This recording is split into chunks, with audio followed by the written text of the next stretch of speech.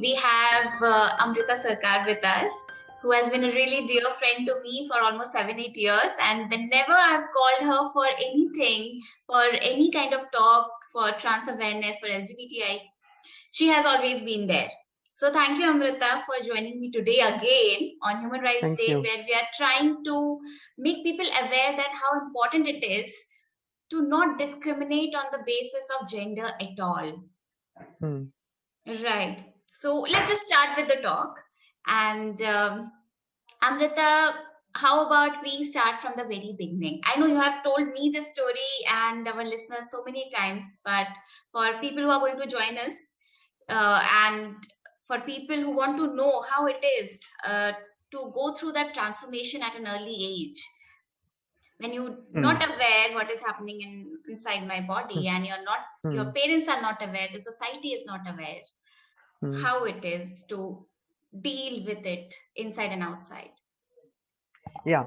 So let me start about talking from my childhood, the kind of problem I had to face being, born in a very Bengali middle class family.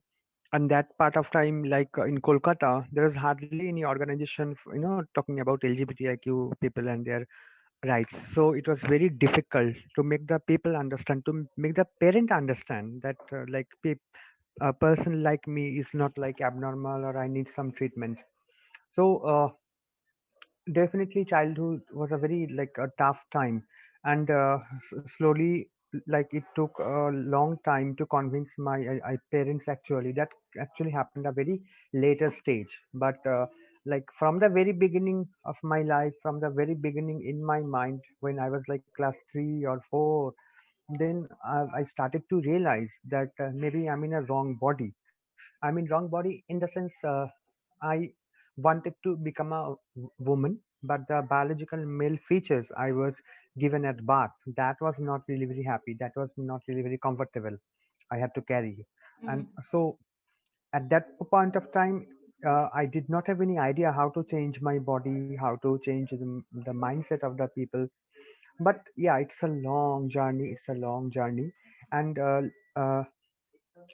talking about my school life, definitely there was a problem in terms of acceptance. Every day almost I got teased by the other fellow students, the teachers. Same happened in the college life also. So slowly I completed my graduation, because somehow in my mind it was like happening that I have to complete my study, I have to complete my education, otherwise it will be very difficult, to make the people, to make the world understand that hey, Right. I am also part of you. You Hmm. cannot just ignore me, or you cannot just discriminate me. Whatever you can, I also can do, if a minimum support or acceptance can be given, just like you have been given by your family or your entire environment. And also, the main thought, the main principle was in mind that at that point of time, handful of people were there actually talking about LGBTIQ people and their uh, welfare rights and all.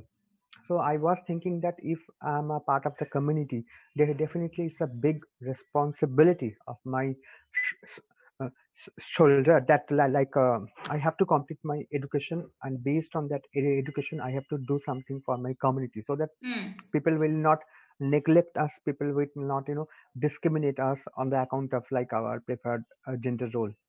So that's how you went on. Actually, I slowly joined the development sector in the year 2000. So almost it's like 2 decades. I started to work for my community. Then slowly, I mean, I joined some community-based organization. Later, I joined a national level organization. Slowly, I also came to the international platform. Then from regional level to national level to international platform as well, where I had to talk about like advocacy on transgender issues, Hmm. and had to fight for our rights with other my fellow colleagues and friends. So many things happened. I was also interested, I mean, if I keep it short, like in music also. So that was another way to Hmm.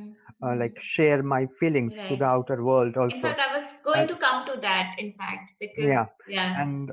and also somehow I got to manage to make 2 films also on transgender issues.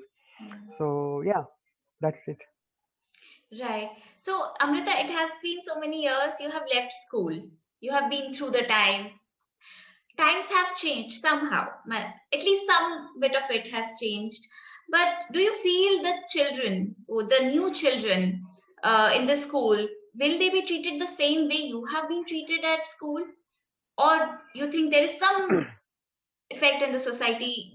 It could be a little better for them I in can get any your way. question. Yeah, I can get your question, but it's very tough to answer because like there's a proverb that there's a both side of the coin.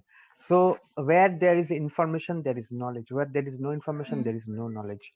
So as a part of my work, I had to sensitize schools. I had to sensitize, college and all other educational institutes, providing them information, knowledge on various aspects of gender and sexuality.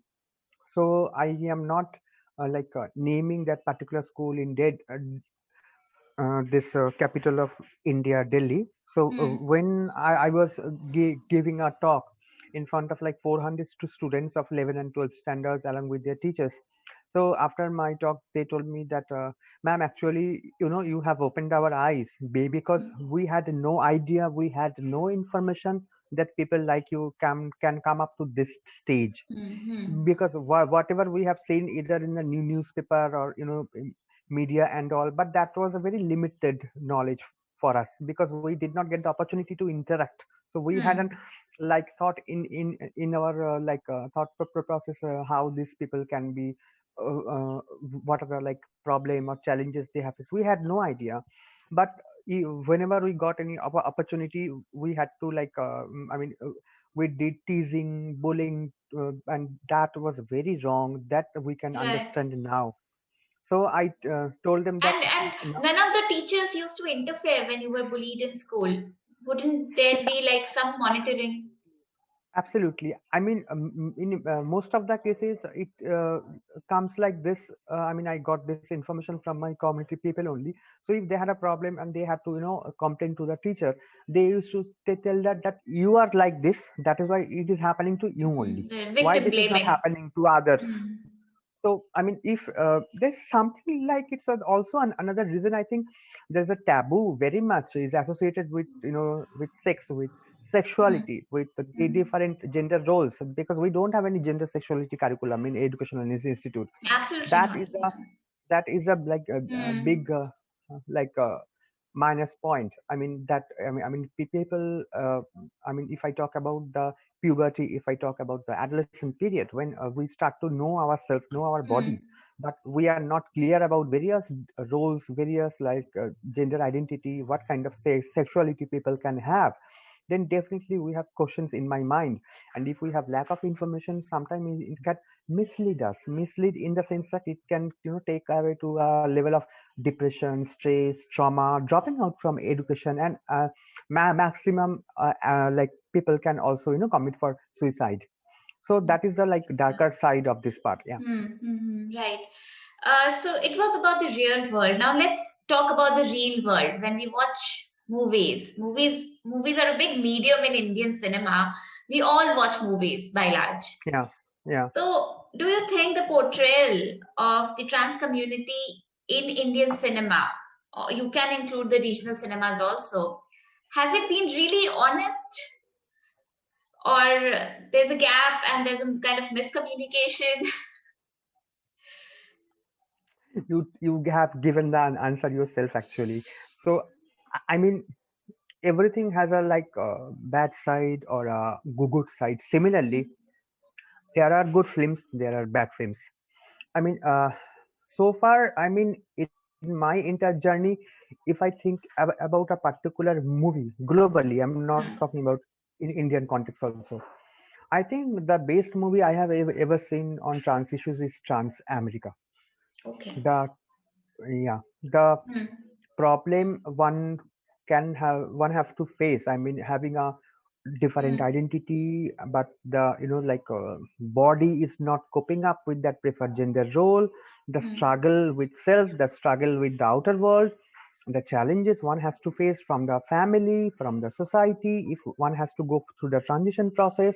I mean, that's really a very good I mean, story. I mean, Hmm. then yes, in India there are a couple of good films. They definitely. I think Kanchana is a good one, but Kanchana is a good one, yes.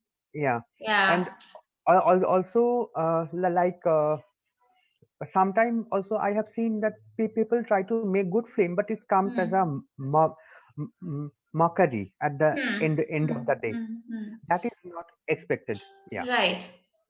Right. So yeah, we need more movies where there should be consultants from the real world. Like they should consult a person who has gone through the feeling and can then portray the same on screen, so that everyone should know what happens in the personal life.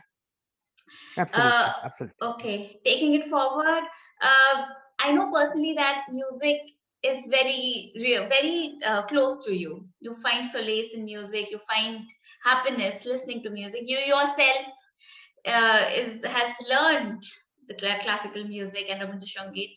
So please tell us, because we have talked about the problems, but music as a solution. And last but not the least, we would love to hear a few lines from you to conclude it. Okay, I am not saying that this is a solution, that this Hmm. can be an option. Option Hmm. means, like in my case, what happens, my mother, who was a school teacher and also is a very like fond of Tego's songs, she wanted me to learn Tego's songs actually. And when I was in school, she also tried to hire a music teacher, and but that could not continue because of study and all those parts.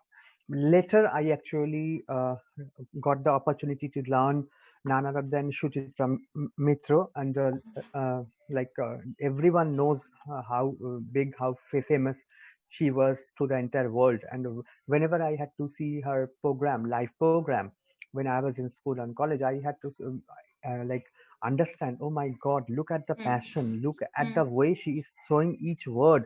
And Right. some people who were close to her life and journey, they knew that she also had to face a lot of struggle in her life, from Hmm. family, from others. But the Tagore songs actually, that actually inspired her, gave her like so much courage, power, everything to go and move forward. Hmm. So and the same lesson was given by my mother also, that Tagore has said everything through her creations.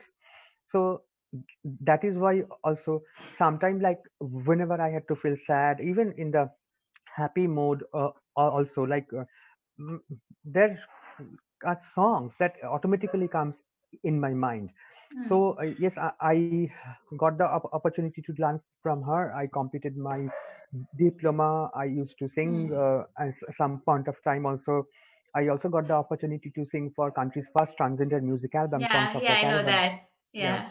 and also, like I'm currently working on now another project, and you are very much part of that, so I'm not disclosing that. I hope we'll be able to come up with its final product. Right. So the ultimate learning is that music is what it is: emotion, it is feelings, Hmm. it Hmm. is your words that is like molded with tones, with like musical instrument and all, so that you can catch it up easily, Hmm. that Hmm. as if that Hmm. it is your thought, it is your feelings, it is your words.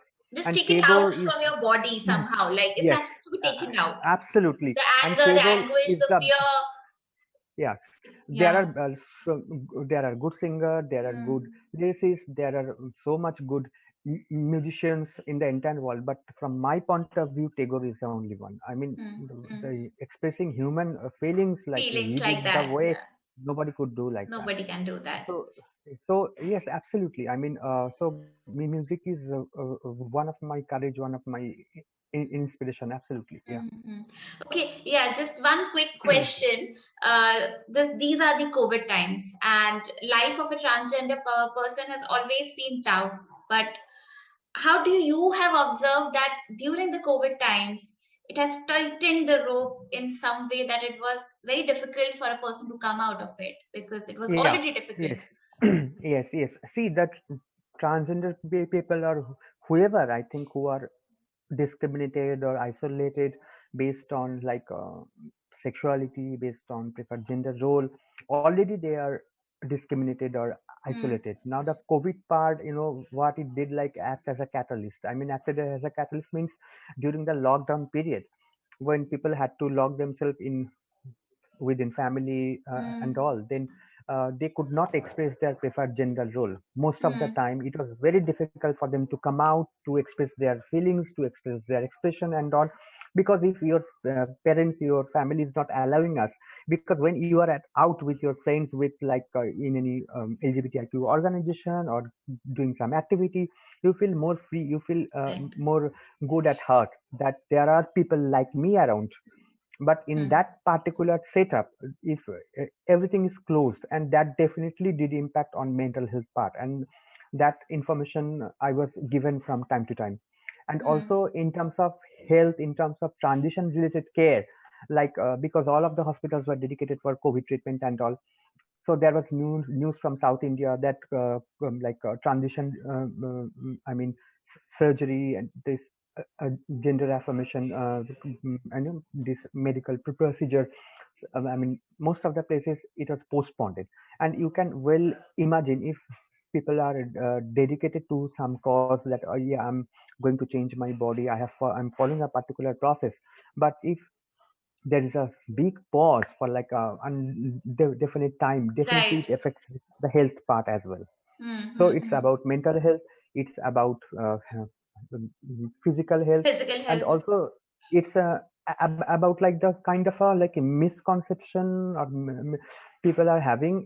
Even I have heard that in some parts of the country people were throwing words like this to transgender people are actually spreading COVID, they are into sex work. So this is absolutely wrong. So how baseless this thought is.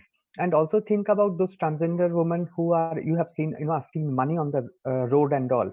Hana. So their daily work, their daily earnings, everything. I mean, that has, I mean, got affected very badly, very badly. So definitely, I mean, it created a uh, very bad impact. But there's a light of hope also. There are organizations, national level organizations. Currently, I'm working for Alliance India. They have Right. also worked for a lot to, Hmm. paid their hand to provide support. My previous organization also did a lot. So there are various organization, Hmm. community-based organization, Hmm. individuals. They are also Hmm. trying to coming out. They are also trying to help people like us. I think those parties also needs to be appreciated. Yeah. Right. So for the listeners, I would like to say if there's is an issue, please reach out. Please talk about it. You can reach out to Alliance India, where Amrita is working, or any other NGO or organization, individuals, but professionals who can take care of you. Okay, Yes. Amrita. So with that note, I can't let you go without singing two lines for us in remembering Tagore and for hope for all of us. Let me give a sec. What can be done? What can be done? Yeah. So one famous song is like, because this is a uh, moment where we are going through like um, what to say expectation we have in our mind, but we don't know what is going to happen. Some kind of a good feeling, some kind of a bad feeling. So that a song is coming in my mind, that m- m- m- means actually why you are feeling tense or anxious. Because this is at the end of the day, you will see that you have like come out, you have got the victory. So there are unknown things also, so go for that. So it comes like কেন রে দুয়ারটুকু পার হতে সংশয় হতো, পার হতে সংশয়, জয় অজানার জয়, এই দিকে তোর ভরসা যত, ওই দিকে তোর ভয়, কেন ওই দিকে তোর ভয়, জয় অজানার জয়, কেন রে এই দুয়ারটুকু পার হতে সংশয় ও তোর, পার হতে সংশয়, Joy Janar joy. So it is a unknown who has got the victory at the end of the day. So don't think about what is going to be happen with you. Just Just work. do it. Just Huh. just do it. Just Just do it. cross the Feel your threshold, life. cross Live your over. life. Do whatever you want. That's it. Great. On that note, I think we have got enough. I've extracted so much from you. And thank you so much for joining us today. And on that note, Amrita and I say goodbye to all of you. We'll and meet you next with another issue on another topic. Yeah. Goodbye, and honestly, you are doing a very great job in terms of sensitization. I know you are not only a dancer, you are an author, and you are also like supporting for people like us. Definitely, I do appreciate, and that is a learning lesson that even not being a part of the LGBTQ community, how people can be like helpful to each other. Definitely, it's a two-way process. I mean, no one is like like alien from other planet. Uh, to take respect, to get respect, we have to give respect as well. So Absolutely. on that note, that we have to say that in International Human Rights Day, it's coming once a year, but that doesn't mean the feeling will come only once a year. Right. Everybody has a human rights, everybody is equal. So live your Absolutely. life and let others to live their life happily. Thank you so Thank much. you so much. Thank you so much, Amrita. Thank you. Bye.